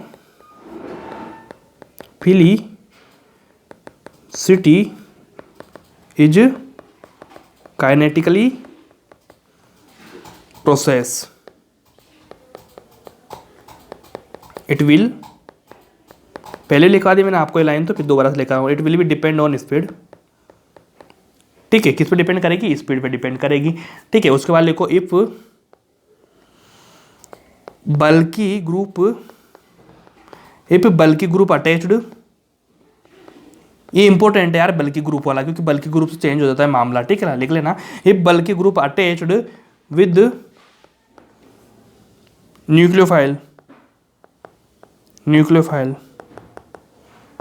then speed of nucleophilicity will be slow. देखो इस लाइन से आपको समझ में आया होगा कि सपोज करो, देखो मैंने क्या बताया कि न्यूक्लियोफिलिसिटी होती है जो है काइनेटिकली कंट्रोल होती है, मतलब वो इस पर डिपेंड करेगी स्पीड पे। ठीक है, अगर मान लीजिए आपका जो रिएक्टेंट है, ठीक है, वहाँ पे अगर आपको बल्कि ग्रुप मिल जाते हैं, ठीक है, जितने ज़्यादा बल्कि ग्रुप आपको मिलेंगे तो आपकी जो स्पीड होगी ना, इसकी न्यूक्लियोफिलिसिटी की जो स्पीड होगी ना वो कम हो जाएगी, क्योंकि बल्कि ग्रुप है तो बल्कि ग्रुप बहुत सारे लोड हो जाएगा आसपास, तो जो स्पीड होने वाली है ना तो स्पीड कम हो जाती है, क्योंकि जो बल्कि ग्रुप होते हैं इधर उधर के वो क्या करते हैं, इस पर अटैक करते हैं, अटैक करने के बाद में इसको स्लो कर देते हैं, मतलब इसकी जो स्पीड होने वाली तेज है वो स्पीड को कम कर देते हैं बल्कि ग्रुप कौन कौन से होता है मैं बता दूंगा आप लोगों को। तो लाइन तो बस इतनी बोलती जो आपको ध्यान रखनी है, बाकी आपको तो इधर प्रैक्टिकली चीज़ें कराऊंगा समझ में आ जाएगा, लेकिन थ्योरेटिकली भी आपको याद रहना चाहिए। ठीक है भाई, चलो जैसे क्वेश्चन कराता हूँ मैं आपसे, लिखो CH3 CH2 O हो गया। उसके बाद मैं कराता हूँ CH3 O माइनस। उसके बाद देखो CH3 O माइनस। अब मेरे को इतना बताओ कि भैया इनमें से कौन सी किसकी ज़्यादा स्पीड होगी, बताना सबसे पहले। तो आप देखेंगे कि देखो यहाँ पे बल्कि ग्रुप देखो ये 3 लग रहे हैं भाई, इस कार्बन पे 3 लग रहे हैं, इस कार्बन में देखो 2 लग रहे हैं, इस कार्बन में देखो 1 लग रहा है। तो आप बताना तो भैया स्पीड कम कैसे हो जाएगी, बल्कि ग्रुप बढ़ेंगे। तो बल्कि ग्रुप ऐसे स्पीड इसकी ज़्यादा रहेगी, यहाँ पे बल्कि ग्रुप कम, यहाँ पे 2 पे, यहाँ पे 3 है। तो इस तरह से चीज़ें चलेगी। क्या आपको समझ में आई चीज़ें? बिल्कुल समझ में आई। तो इसमें देखना, इसमें 2 चीज़ें आपको देखने को मिलेगी। एक तो है न्यूक्लियोफिलिसिटी, ठीक है, तो न्यूक्लियोफिलिसिटी होगी भैया सबसे ज़्यादा A की, B की, C की। ठीक है, हो गया जी भाई। अगर मैं बात करूँ यहाँ से बेस की, B माइनस की, बेस की, तो बेस तो भैया कैसे होता है, जितने ज़्यादा देने वाले होंगे उसका बेसिसिटी ज़्यादा होगी। तो यहाँ इसका सेम उल्टा हो जाएगा। कैसे होगा? CB ये हो जाएगा। इसमें डिफरेंस आपको नजर आना चाहिए। तो अब आपको एक चीज़ और क्लियर होगी कि भैया न्यूक्लियोफिलिसिटी और बेसिसिटी सेम नहीं होती है। सेम क्यों नहीं होती? देखो न्यूक्लियोफिलिसिटी डिपेंड कर रही है किस पे, अगर बल्कि ग्रुप आ रहे हैं तो उसकी स्पीड को कम कर देंगे, तो भैया इस पे चल रहा है, मतलब यहाँ पे इसका ज़्यादा हो जाएगा। और मैं बात करूँ बेसिसिटी की, तो बेसिसिटी आपको पता होगा यहाँ पे +H, ठीक है, +H +I कुछ भी मान लो आप, +H वाले 3 ग्रुप है, यहाँ पे 2, यहाँ पे 1 है, जिसका ज़्यादा 3 देने वाले हैं, तो 3 देने वाले तो वहाँ बेसिसिटी ज़्यादा हो जाएगी। तो देखो इसका अंतर ये वाला हो जाएगा। तो आप हमेशा ध्यान रखना कि भैया बेसिसिटी और न्यूक्लियोफिलिसिटी अलग अलग होती है, जो आपको मैंने बता दिया। ठीक है, उसके बाद में न्यूक्लियोफिलिसिटी जो होती है किस पर डिपेंड करती है? 1/स्टेरिक रिपल्सन पे, 1/स्टेरिक रिपल्सन पे, मतलब स्टेरिक रिपल्सन ज़्यादा, ठीक है, स्टेरिक रिपल्सन ज़्यादा, तो स्टेरिक रिपल्सन ज़्यादा हो जाएगा। देखो 3 है, रिपल्सन ज़्यादा होगा तो यहाँ पे न्यूक्लियोफिलिसिटी कम हो जाएगी। इस पर डिपेंड करती है। छोटी छोटी चीज़ें जो आपको अच्छे से रखनी पड़ेगी, इजीली रखनी पड़ेगी, बहुत आसान है, कोई दिक्कत नहीं होगी। ठीक है, उसके बाद में सारा बेसिक आपको कंप्लीट हो चुका है। जितना बेसिक मैंने पढ़ा था एक एक चीज़ आपको मैंने अच्छे से करवा दी है। अब इसके बाद में अपन शुरू करने जा रहे हैं क्या? SN1 SN2 रिएक्शन का पार्ट। ठीक है, SN1 SN2 कैसे चलेगी, कैसे करना है, आप लोगों को समझना पड़ेगा। ठीक है, तो सबसे पहले अपन ये डालेंगे, क्या डालेंगे? एडिंग डालो यहाँ पे SN1, बड़ा सा डालना भाई, बड़ा सा, ठीक है, बहुत बड़ा सा। ठीक है, SN1 यहाँ पे लिख लो NSR।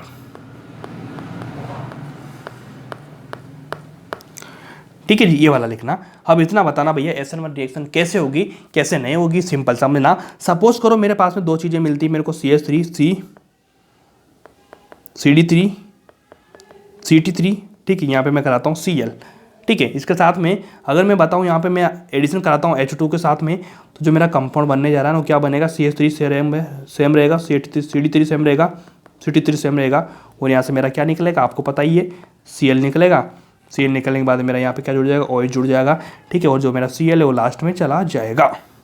ठीक है भाई, इतना करेंगे बस आपका काम हो जाएगा। ये रिएक्शन हो जाएगी आपकी कंप्लीटली, कोई दिक्कत नहीं है। ठीक है, कि ईजी कर पा रहे हैं आप लोग, बिल्कुल कर पा रहे हैं। उसके बाद में एक ऑर्डर में आपको लिखा देता हूँ यहाँ पे, वो होता है ना अपना RF से RI तक, तो भैया ऑर्डर इसका ये वाला आएगा। ये तो पहले लिखा ही दिया मैंने, फिर भी लिखा रहा हूँ दोबारा से। क्या रिएक्शन ऐसा हो जाएगी कि आपको Cl निकला, OH यहाँ से जुड़ चुका। क्या सिंपल, आपने समझ में आई SN1 कैसे हो रही है। अब देखना SN1 SN2 में आपका बिल्कुल क्लियर करा दूंगा। अभी मैं चीज़ें सिखा रहा हूँ, ऐसे मतलब ना SN1 डाइट कैसे होगी कैसे नहीं होगी सब मैं समझा दूंगा, आप सिंपल लेना। अगला ऑर्डर लिखो, SN1 डाल लिया, ये छोटी रिएक्शन है, बस ऐसे रिएक्शन होगी, आगे सबको समझा दूंगा मैं। CH3 के साथ मैंने X लिया, CH3 CH2 X लिया, CH3 CX CH3 X लिया, CH3 CH3 यहाँ पे CH3 भाई, यहाँ पे मैंने लिया X। हम मेरे को इतना बताना, क्या बताएंगे आप लोग, सिंपली SN1 की रिएक्शन कहाँ पे हो जाएगी, तो इसका ऑर्डर ये होने वाला है। ठीक है ना, ये वाला होने वाला है। अब इससे आपको समझ में आ रही होगी कि भैया आप यहाँ पे X को निकालेंगे, कार्बोकेटायन बनेगा, S से निकालेंगे, ठीक है, यहाँ से X को निकालेंगे, यहाँ से X को निकालेंगे, ठीक है, यहाँ से X को निकालेंगे, यहाँ से X को निकालेंगे, कार्बोकेटायन बनेगा, स्टेबल यहाँ ज़्यादा होगा, फिर यहाँ, तो स्टेबिलिटी के हिसाब से चीज़ें चल रही है। ठीक है, इतना देख लेना, बहुत आसान है, कोई दिक्कत लेने वाली बात नहीं है। ठीक है जी, उसके बाद में सबसे कम इसका आ रहा है, और यहाँ पे एक इंपॉर्टेंट जो बहुत डेप्थ की बात है, वो लिख सकते हैं कि जो ये वाला होता है CH3X, इसको भैया आप अगर सिंगल रिएक्शन में आ जाएगा ना, सिंगल रिएक्शन आपसे करवाएगा, तो आप हमेशा ध्यान रखना ये वाला कभी भी SN1 नहीं देता है, SN1 नहीं देगा, लिख लेना यहाँ पे कि भैया ऑर्डर में क्यों लिखा, ऑर्डर में तो लिख दिया ना, पीछे पीछे डाल दिया, किसी का जीरो भी होता है तभी तो लिखते हैं ना कि भैया इसका होता है नहीं जीरो है, तो इतना कर लेना यार, देखो सिंपल है। ठीक है, बहुत आसान है और बहुत सिंपल लैंग्वेज में इतनी वाली चीज़ें जो आपको करनी पड़ेगी, बहुत ईजी है। ठीक है, क्या आप कर पाएंगे इसको, SN1 को कर पाएंगे ना, बहुत आसान है ना। देखो सिंपली इस वे में काम करना होगा आपको, जो चीज़ें मैं बता रहा हूँ वैसे से करते जाना आप, सिंपल। ठीक है, उसके बाद में अपन एक चीज़ बताएंगे, यहाँ पे लिखेंगे पोलर प्रोटिक सॉल्वेंट, पोलर, कि भैया दोबारा क्यों लिखवा रहे हो, अभी दोबारा लिखवाने का रीज़न है, समझो इस चीज़ को, SN1 के बारे में बात कर रहा हूँ ना, तो SN1 रिएक्शन कहाँ होगी क्या नहीं होगी, इसलिए मैं बता रहा हूँ। आप ध्यान रख लेना, सिंपली चीज़ें मैं लिखा रहा हूँ, अभी आपके बेसिक बना रहा हूँ, आपको पता नहीं चल रहा, आप बहुत ऊंचे लेवल पर पहुँच चुके हो। आपकी जो SN1 SN2 है ना, आपका 60 से 70% सिलेबस है वो कंप्लीट हो चुका है और आपको याद भी हो चुका है। बस आपके दिमाग में एक एक पॉइंट मैंने फिट कर दिए हैं, बस उन पॉइंट को अप्लाई करूँगा तो आप लोगों भैया ये क्या हो रहा है, इतना इजी तो कभी पढ़ा ही नहीं हमने, ऐसा करवा रहा हूँ आपका, एक एक पॉइंट क्लियर करवा रहा हूँ दिमाग में। अभी आपको लग रहा होगा पता नहीं क्या हो रहा है क्या चल रहा है, लेकिन मुझे विश्वास है और आपको विश्वास करना पड़ेगा कि एक एक पॉइंट आपके दिमाग में फिट हो चुके हैं, बस उनको अप्लाई करना है, उनको क्या करना है उनको एग्जीक्यूट करना है, उसके बाद काम हो जाएगा। ठीक है, लिखो कौन कौन सा था भैया, R था, OH था पोलर प्रोटिक में। ठीक है, यहाँ से OH निकल जाएगा, यहाँ से H2 ले लूँगा मैं। ठीक है, यहाँ से मैं क्या ले लूँगा, PHOH ले लूँगा। ठीक है, पोलर प्रोटिक की बात कर रहा हूँ, यहाँ से आपको बनाना है क्या, H निकलेगा, यहाँ से H निकलेगा, यहाँ से H निकलेगा, बनता है ना H वाला, मैंने बताया था, सेम वाली चीज़ चलेगी। उसके बाद में अगली चीज़ लिख लो, वीक न्यूक्लियोफाइल कौन कौन से होते हैं, वीक न्यूक्लियोफाइल कौन कौन से होंगे वो भी लिखा दूंगा। लिखो इज यूज्ड ड्यूरिंग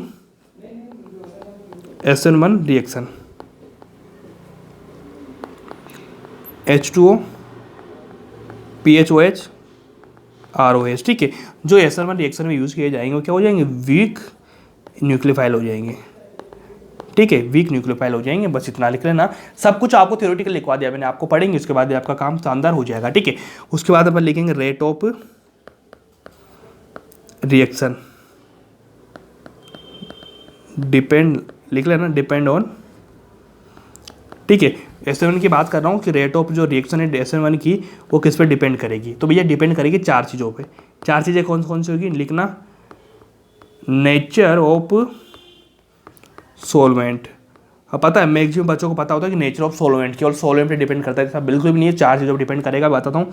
एक तो ये वाला हो चुका, सेकेंड हो चुका nature of leaving group, third हो चुका नेचर ऑफ सब्सट्रैक्ट, अगला लिखो नेचर ऑफ टेम्परेचर। ठीक है, ये 4 चीज़ें जो डिपेंड करती है, बच्चों को एक ही चीज़ ध्यान होती है कि यार इस पर डिपेंड करता है सोलोवेंट पे, लेकिन ऐसा बिल्कुल भी नहीं है। आपको 3-4 चीज़ें और मैंने बताई, इन पे डिपेंड करेगा, सिंपली करेगा, आसानी से करेगा। ठीक है, अब इसके बाद एक क्वेश्चन लिखेंगे कि भाई रेट कंपेयर करनी है आपको, compare the rate of SN1, compare the rate of SN1 reaction. ठीक है। Compare the rate of reaction करनी है आपको, क्या करना है, compare the rate of SN1 reaction की बात कर रहा हूँ, ठीक है। सिंपली तो मेरे को इतना बताओ, क्या बताएंगे, देखो CH3 CH3 ठीक है, इतना हो गया। यहाँ से मैंने X कर दिया, ठीक है, यहाँ पे लगा दिया मैंने I। उसके बाद में लिखता हूँ मैं यहाँ पे CH3C, लिखो खुद अपने आप से करो, Br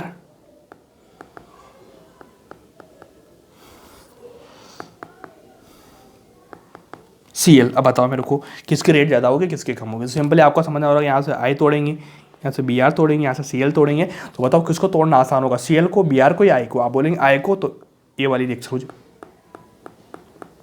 ये वाला ऑर्डर आ जाएगा, ठीक है। अगला क्वेश्चन ले लो, यहीं लिखा देता हूँ एक और क्वेश्चन, कि अगर मान लीजिए मैं लेता हूँ रिंग के साथ में लगाता हूँ CH2I, सेम क्वेश्चन है भाई, ये भी सेम, बस रिंग के फॉर्म में CH2Br, ताकि बच्चों को कोई क्रिएट ना हो डिफरेंस, ठीक है। बताओ इसमें क्या हो जाएगा, इसका भी सेम आ जाएगा। देखो यहाँ पे Br टूटेगा, Br टूटेगा, यहाँ पे Cl टूटेगा, क्या देखो ये ऑर्डर इस तरह से आएगा कि नहीं आएगा, आएगा। क्या इनको कर पाएंगे, क्या आप कर पाएंगे, बहुत आसान है, क्या बहुत आसान है, खुजली चल रही नाक पे यार, ठीक है। क्वेश्चन लो अगला,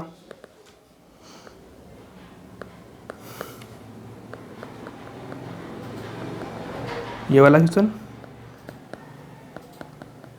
CH2Cl CH2Cl हो गया इसका, ठीक है। और करा देता हूँ, यहाँ पे एक और लिखा देता हूँ, CH2Cl हो गया, ठीक है। उसके बाद में अब बताओ इसमें किसकी रेट ज़्यादा होगी किसकी कम होगी।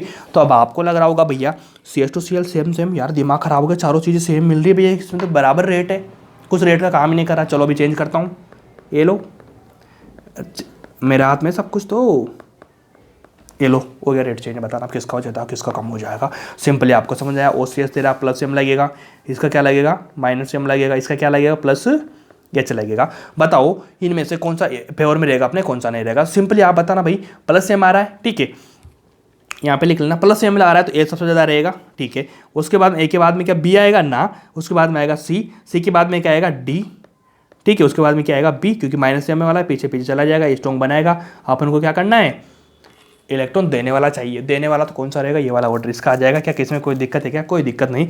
उसके बाद में अगला क्वेश्चन लिख लो, प्रोडक्ट देना है आपको, product, give the correct product, ठीक है, गिव द करेक्ट प्रोडक्ट करना है। तो प्रोडक्ट देने के लिए आपको क्या करना पड़ेगा, ये रिंग है, ठीक है, ये रिंग मिली आपको, रिंग मिलने के बाद में यहाँ पे जुड़ा हुआ है CH3, यहाँ पे जुड़ा हुआ है Cl, ठीक है, और यहाँ पे लाइन पे आपको मिला H2O, ठीक है, H2O आपको मिला। तो आप सिंपली H2 मिलेगा तो आप क्या करेंगे बताना मेरे को। यहाँ पे क्या आपको SN1 कराएंगे SN2 कराएंगे, सिंपली आप SN1 कराएंगे।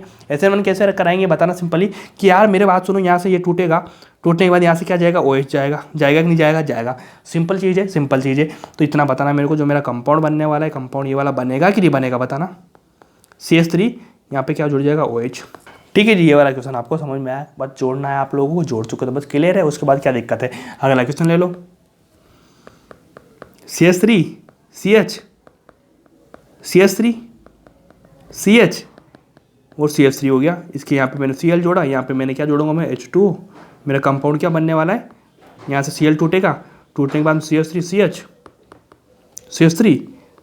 CH यहाँ पे पॉजिटिव बनेगा, ठीक है। यहाँ पे मेरा क्या जुड़ेगा, CH3, Cl की जगह क्या आ जाएगा मेरा, सिंपली बताना, सिंपली क्या आ जाएगा मेरा, यहाँ पे आ जाएगा मेरा OH, ठीक है। इसको हटा दूंगा फिर मैं, ये लो, ये वाला मेरा कंपाउंड बन गया। कि आपको आता है कि चीज़ें बनाना, आता है, अगर आपका आते ही तो बस क्लियर ही बना सकते हैं, ठीक है। इस तरह से क्वेश्चन करेंगे, कोई दिक्कत है क्या, कोई दिक्कत नहीं। क्या आप कर पाएंगे, क्या कर पाएंगे, बहुत आसान है, क्या बहुत आसान है, ठीक है। तो इस तरह से आप करेंगे, आपका SN1 बस सिंपली एक स्टेप में खत्म हो गया, मतलब आपने OH जोड़ा, तो इस फॉर्म में आप आसानी से कर सकते हैं SN1 को, ठीक है। अब अपन करेंगे SN2, फिर आप दोनों का मैं कंपेयर कराऊंगा, कंपेयर कराने के बाद में फिर आपको डिफरेंस क्रिएट कराऊंगा। ऐसे चीज़ें चलेगी तो आप एडिंग डालेंगे SN2,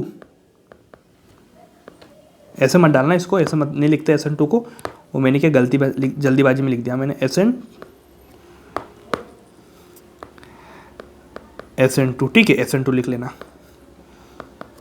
अब देखो इसमें क्या होता है, SN1 में क्या होता है, एक ही सिंगल फॉर्म में काम हो चुका है। जैसे मैंने बताया था E1 में सेम ऐसा चल रहा है, E2 में और क्या होता है आपको पता होगा, वहाँ पे ट्रांजिशन स्टेट बनती है, वहाँ पे क्या होता है, ट्रांजिशन स्टेट बनती थी, एक साथ में बॉन्ड टूटता था और बॉन्ड बनता था। सेम SN2 में ऐसा हो जाएगा, यहाँ भी ट्रांजिशन स्टेट बनेगी। कैसे बनेगी? सेम बॉन्ड टूटेगा, साथ में जुड़ेगा। कैसे जुड़ेगा समझना कि देखो मेरे पास में ये वाला कंपाउंड, ये वाला, ठीक है, मैंने ये वाला कंपाउंड लिया, यहाँ पे H है, यहाँ पे Cl है, ठीक है, यहाँ पे क्या हो चुका मेरा H आ चुका, और यहाँ पे मेरा क्या आ चुका, H आ चुका, ठीक है। तो मेरे पास में एक न्यूक्लियोफाइल है, ये वाला मेरे पास में न्यूक्लियोफाइल है, ठीक है। न्यूक्लियोफाइल आएगा, न्यूक्लियोफाइल आने के बाद में ये अटैक करेगा, अटैक करने के बाद में इस वाले कार्बन पे अटैक करेगा। जैसे ये अटैक इस पर करेगा, अटैक करने के बाद में क्या हो जाएगा, सेम चीज़ वाली होने लग जाएगी, H हो जाएगा, ठीक है। H होने के बाद में आपको पता है कि इनमें सबसे कम वीक कौन सा, ये वाला। तो देखो आपको इतना पता लग चुका होगा कि यार भाई इतना देखो कि अगर मान लो सिंपली मैं बोलूँ कि यहाँ से न्यूक्लियोफाइल आके जुड़ेगा, कार्बन पहले से 4 जुड़ी हुई चीज़ें, 4 तो अभी होगी नहीं, एक को निकलना पड़ेगा, तो Cl निकलेगा। तो यहाँ से क्या होगा कि Nu क्या होगा, ये कार्बन है, Nu जुड़ रहा होगा और Cl निकल रहा होगा, मतलब प्रॉपर बॉन्ड ना तो बना होगा ना टूटा होगा, ना तो बना होगा ना टूटा होगा, ठीक है। तो क्या होगा, बिल्कुल बनने की कोशिश कर रहा होगा, इधर ही बन रहा होगा, यहाँ पे टूट रहा होगा, जितना इधर टूटा इतना बन चुका, मतलब 50% टूटा 50% बन चुका। तो मतलब बॉन्ड और डॉट डॉट के फॉर्म में मैं दिखा दूंगा आपको, जिसमें आपको समझ में जाएगा, ठीक है। ये दोनों H है, ये दोनों H है, ठीक है। सिंपली ये वाला Cl का जो बॉन्ड है ऐसे टूटने की कोशिश कर रहा है Cl, और यहाँ से जो मेरा Nu है, Nu न्यूक्लियोफाइल है मेरा, न्यूक्लियोफाइल यहाँ से जुड़ने की कोशिश कर रहा है। तो ये वाली जो स्टेट बनेगी इसको बोलते हैं भैया ट्रांजिशन स्टेट, शॉर्ट में इसको लिखते हैं TS। मतलब बॉन्ड बन भी रहा है, बॉन्ड जुड़ भी रहा है, मतलब आपको दो चीज़ें नजर आ रही है, ठीक है। क्या चीज़ें नजर आ रही है? एक तो दो चीज़ें, और यहाँ पे चल रहा होगा, एक तो बेस चल रहा है, बेस न्यूक्लियोफाइल जुड़ रहा है, बेसिसिटी भी काम आ रही है, ठीक है। तो आपको इतना ध्यान रखना पड़ेगा, TS की फॉर्म में आपको चीज़ें चल रही है, चल रही कि नहीं चल रही बताना मेरे को, क्या आसान है क्या? अब इसकी बात करूँ मैं सिंपली लैंग्वेज में, तो जो कंपाउंड मेरा बनेगा फाइनली वो बनने वाला है H, और यहाँ पे क्या जुड़ेगा मेरा Nu, ठीक है। ये वाला कंपाउंड मेरा बन जाएगा, ठीक है भाई। इजी वे में, सिंपल लैंग्वेज में बताना, सिंपल कैसे कर पाएंगे, क्या आप कर पाएंगे? क्या आपको रिएक्शन पता चला क्या कि न्यूक्लियोफाइल अटैक कर रहा है, तो न्यूक्लियोफाइल अटैक करेगा तो एक साथ में न्यूक्लियोफाइल अटैक करता जाएगा, जब Cl का बॉन्ड टूटता रहेगा, मतलब डॉट डॉट के फॉर्म में आएगा, ना तो प्रॉपर टूटेगा ना प्रॉपर बनेगा, इसको बोलते हैं SN2 रिएक्शन, ठीक है। उसके बाद अपन क्या करेंगे, इसकी रेट देखेंगे, रेट, ठीक है। रेट देखेंगे तो रेट में देखो आपको क्या करना पड़ेगा, दो चीज़ों पर डिपेंड करता है, एक तो पड़ता है Nu पे, ठीक है, न्यूक्लियोफाइल क्या कर रहा होगा, जुड़ रहा होगा, साथ में क्या हो रहा होगा RCl, ठीक है, RCl मतलब R और Cl का बॉन्ड टूट रहा होगा, ठीक है। दोनों चीज़ें साथ चल रही होगी, तो भैया अब जो अपना बॉन्ड है, ठीक है, अपनी जो रेट है वो रेट पे किस पे डिपेंड करेगी, इन दोनों पे, मतलब एक पे ना डिपेंड करेगी, दो पे डिपेंड कर रही है। आगे मैं सब चीज़ें करा दूंगा आप लोगों को, ठीक है। कुछ ऑर्डर लिखा देता हूँ, RF,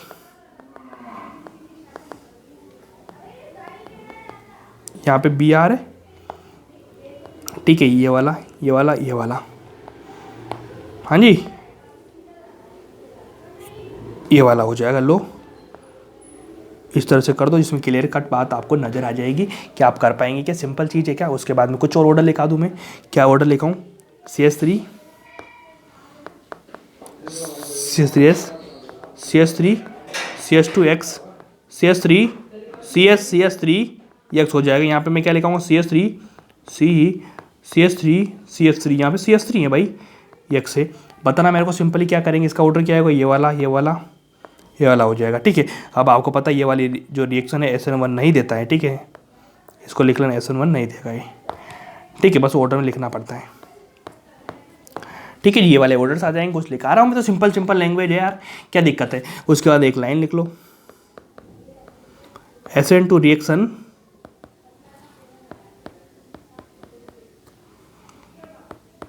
reaction proceed of low temperature,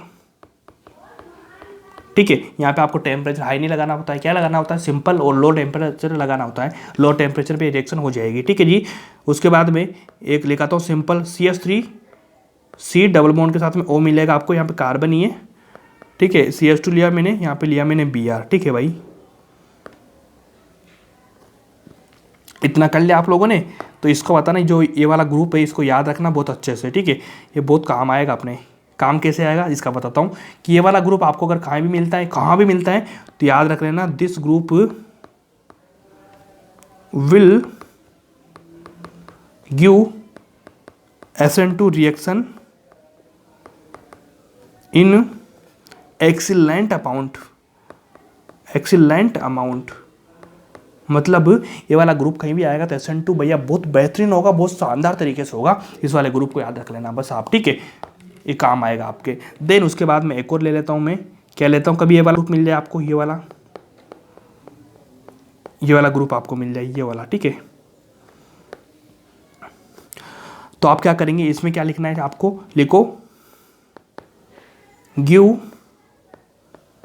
both SN1 और SN2, मतलब ये वाला ग्रुप हमेशा SN1 भी देगा, SN2 भी देगा, SN2 रिएक्शन, ठीक है। ये भी इंपॉर्टेंट है, ये भी इंपॉर्टेंट है, दोनों इंपॉर्टेंट चीज़ें हैं कि भैया ये वाला ग्रुप SN1 SN2 दोनों देगा। सिंपल यहाँ पे लिख लेना इसको, ठीक है भाई, इजी है।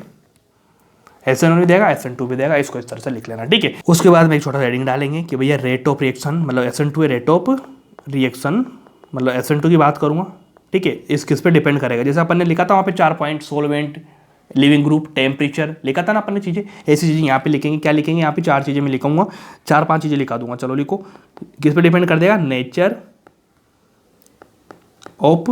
अब आपको लग रहा हो कि भैया आप यहाँ पे थ्योरी बहुत ज़्यादा लिखा रहे हो, तो भैया देखो NSR से थ्योरी के क्वेश्चन आते हैं, जो भी ऑर्गेनिक क्वेश्चन जो भी आएगा थ्योरी का यहाँ से आएगा, तो मैंने आपकी सारी थ्योरी का कवर करा दिया, क्वेश्चन सही यहाँ से बैठेगा।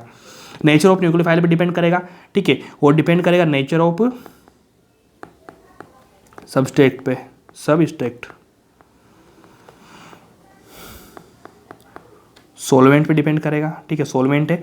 उसके बाद डिपेंड करेगा टेम्परेचर पर, उसके बाद डिपेंड करेगा stability of TS, transition state, ठीक है। इतना लिख लेना इसको इजी वे में, बस ये 4-5 चीज़ें जो मैंने आपको लिखाई इस पर डिपेंड करता है ये रिएक्शन पे, ठीक है। बहुत शानदार तरीके से लिखा रहा हूँ मैं आपको चीज़ें आज।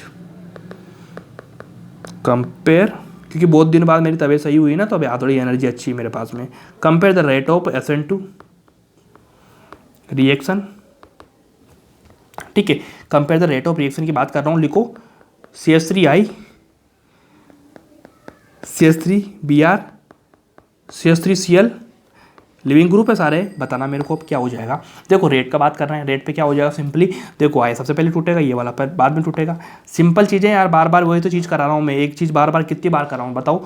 ये वाला क्वेश्चन कराया मैंने, कराया कि नहीं कराया। उसके बाद मैं अगला क्वेश्चन ले लो यार, CH3Cl,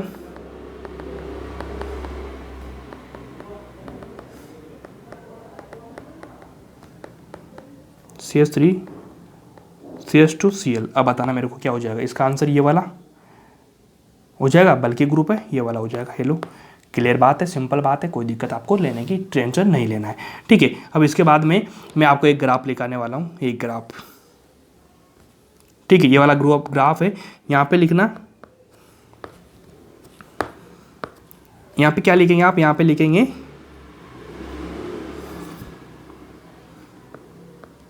SN2, यहाँ पे लिखेंगे आप SN1, ठीक है। SN2 का ग्राफ लिखेंगे। कैसे लिखेंगे देखिए, मैं आपको यहाँ पे बता दूँ, कंपाउंड CH3X, ठीक है, यहाँ पे मेरा रहेगा CH3 CH2X, यहाँ पे मेरा रहेगा CH3 CH2X CH3, और यहाँ पे मेरा रहेगा CH3C CH3 अब इनमें बताना कौन कौन से कंपाउंड रिएक्शन देंगे, कौन से नहीं देंगे, इस फॉर्म में अपन बात कर रहे हैं, ठीक है। तो देखो SN1 की बात करूँगा तो आपको पता है ये वाला SN1 नहीं देता है, बिल्कुल भी नहीं देता, और ये वाला रहेगा भैया SN2 नहीं देगा, ये वाला, ठीक है, ये वाला SN2 नहीं देगा। तो ग्राफ से आपको पता चल जाएगा, ग्राफ से पता चलेगा। देखो जो मेरा ग्राफ आएगा यहाँ से स्टार्ट होएगा, ठीक है, स्टार्ट होता घूमता मेरा ग्राफ आएगा, यहाँ पे अटक जाएगा आके, ठीक है, मतलब ये आगे नहीं बढ़ेगा। SN1 की बात करूँ तो आएगा घूमता आएगा, और यहाँ पे आते यहाँ अटक जाएगा आके, यहाँ आगे नहीं बढ़ेगा, ठीक है। तो इस चीज़ से आपको समझ में क्या आ रहा है, इस चीज़ से मेरे को तो इतना समझ में आ रहा है कि यार भाई जो ये ग्राफ है, ठीक है, मतलब ये वाली रिएक्शन नहीं हो रही, ये वाली इस पर रिएक्शन नहीं जा रही, मतलब यहाँ पे आके अटक रही चीज़ है। तो आप इतना समझो कि भैया ये चीज़ें हैं बहुत आसान है और बहुत मुश्किल भी हैं, लेकिन आपको इतना समझना कि ये चीज़ें केवल यहाँ अटक रही, मतलब आप समझना ये वाला यहाँ तक नहीं जा रहा है, मतलब ये SN1 नहीं देगा, ठीक है। मतलब यहाँ पर लिख लेना, क्या लिखेंगे आप, SN1 नहीं देता है, ठीक है, और ये वाला SN2 नहीं देता है। इस ग्राफ से आप इतना समझेंगे, ग्राफ बहुत अच्छा है, बहुत शांति से मैंने लिखा है, आपको कोई दिक्कत आपको नहीं आई होगी, ठीक है। उसके बाद में आपको मैं करा रहा हूँ SN1 और SN2 में आपको कंपैरिजन करा रहा हूँ, SN1 SN2 में कंपैरिजन कराना रहा हूँ। क्या कंपैरिजन कराऊंगा, ये वाला कंपैरिजन मैंने कराया, सिंपल है और बहुत आसान भी है, ठीक है। लिखना सबसे पहले, देखो आपको समझ में आएगा कि भैया जो SN1 होता है वो होता है यूनिमोलिकुलर, क्या होता है, यूनिमोलिकुलर होता है, यूनिमोलिकुलर। ठीक है, SN2 क्या होता है, बाइमोलिकुलर, बाइमोलिकुलर। ठीक है, ये यूनिमोलिकुलर होगा, होगा बाइमोलिकुलर। उसके बाद मैं बात करता हूँ कि इसमें SN1 में रीअरेंजमेंट ऑफ पॉसिबल होता है कि नहीं होता है, कार्बन का होता है। क्या लिखेंगे आप, रीअरेंजमेंट। सबसे मेजर जो आपको पता है ना, ये चीज़ से पता चलेगी आपको। पॉसिबल, यहाँ पे क्या रीअरेंजमेंट पॉसिबल रीअरेंजमेंट नहीं होगा। ठीक है, ऐसे लिख लेना, नहीं होगा। हाँ, आप देखो इस चीज़ से एक चीज़ लिखा देता हूँ मैं आपको, सीखना चीज़ को, समझना कि भाई देखना जब भी क्वेश्चन आएगा ना, कैसे क्वेश्चन आता है कि आपको पूरा रिएक्शन देंगे, रिएक्शन देने के बाद आपसे पूछेंगे कौन सी SN होगी, कौन सी SN2 होगी, तो उसका पता आप कैसे लगाएंगे। SN1 में आपको देख लेना रिएजमेंट होकर कंपाउंड बन रहा होगा, प्रोडक्ट बन रहा होगा। कैसे बनेगा, रिएजमेंट होकर, तो आप समझना कि रिएजमेंट हो रहा है मतलब ये SN1 हो रही है, SN2 हो रही है मतलब SN2 वाली होगी जहाँ पे रिएजमेंट नहीं हो रहा है, रीअरेंजमेंट नहीं होगा मतलब SN2, रीअरेंजमेंट हो रहा है मतलब SN1 है। ठीक है, इतना कर लेना आप, बस आसानी से कर पाएंगे। उसके बाद में SN1 में आप पता है वीक NU होता है, वीक NU, और यहाँ पे होता है स्ट्रॉन्ग NU। सारी थ्योरी, यहाँ से थ्योरी के क्वेश्चन आ जाते हैं। पोलर प्रोटिक सॉल्वेंट होता है, लिख दो PPS। ठीक है, यहाँ पे होता है पोलर प्रोटिक सॉल्वेंट, इसको बोलते हैं, सॉरी पोलर अप्रोटिक है ना, PS। ठीक है ना, ये वाला हो जाएगा। उसके बाद इसकी रेट की बात करता हूँ मैं, रेट किस पे डिपेंड करती है, कार्बोकेटाइन पे। ठीक है, इस पर डिपेंड करेगी, रेट ऑफ कार्बोकेटाइन पे डिपेंड करेगी। इतना मैंने लिख दिया। इसकी रेट बताऊँ, रेट ऑफ डिपेंड किस पे करेगी, 1 स्टेरिक रिपल्सन पे, स्टेरिक रिपल्सन।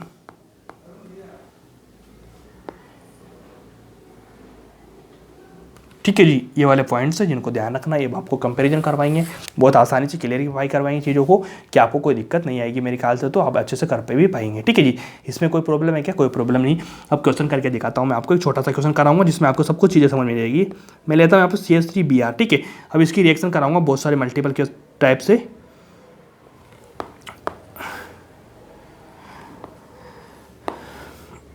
ये वाली रिएक्शन कराने वाला हूँ मैं। ठीक है, इसकी रिएक्शन कराने वाला हूँ, किसके साथ में कराऊंगा, बहुत सारी चीज़ें लूँगा, बहुत सारे रिएक्टेंट लूँगा। रिएक्टेंट तो मैंने ले लिया, प्रोडक्ट में लूँगा और रिएक्शन में कराता जाऊँगा। ठीक है, ये वाला चीज़ मैंने ली। यहाँ पे सपोज करो मैं लेता हूँ CH3O-।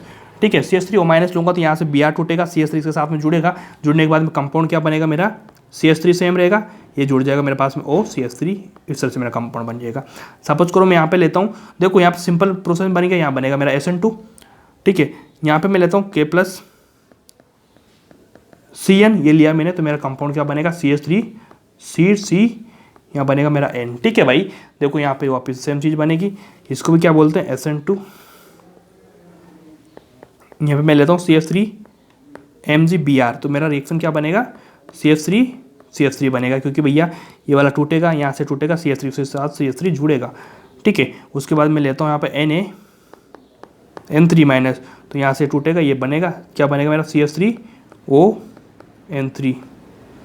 ठीक है, ये वाला बन जाएगा मेरा, जुड़ जाएगा, सिंपल है, आसानी से कर पाएंगे, आप कर पाएंगे। उसके बाद में एक छोटी अलग से रिएक्शन है जो बहुत इंपॉर्टेंट है, इसको लिख लेना, कि अगर मान लीजिए सपोज करना आपको मिलता है भैया R मिलता है, R CH2Cl, रिएक्शन कराते हैं आपकी AgCN के साथ में, तो यहाँ से आपको मिलेगा CN जुड़ता हुआ, R CH2, यहाँ से जुड़ेगा आपका NC, मतलब CN की फॉर्म में, आइसोसाइनाइड साइनाइड की फॉर्म में, ये वाला। ठीक है, ये रिएक्शन है, रिएक्शन करना पड़ेगा। ठीक है, अगर आपने इतना किया तो बहुत अच्छी बात है। तो इसी के साथ में आज क्लास अपनी खत्म होती है, कल करेंगे अपना अगला नेक्स्ट जो पॉइंट है, इस रिएक्शन को आगे बढ़ाएंगे।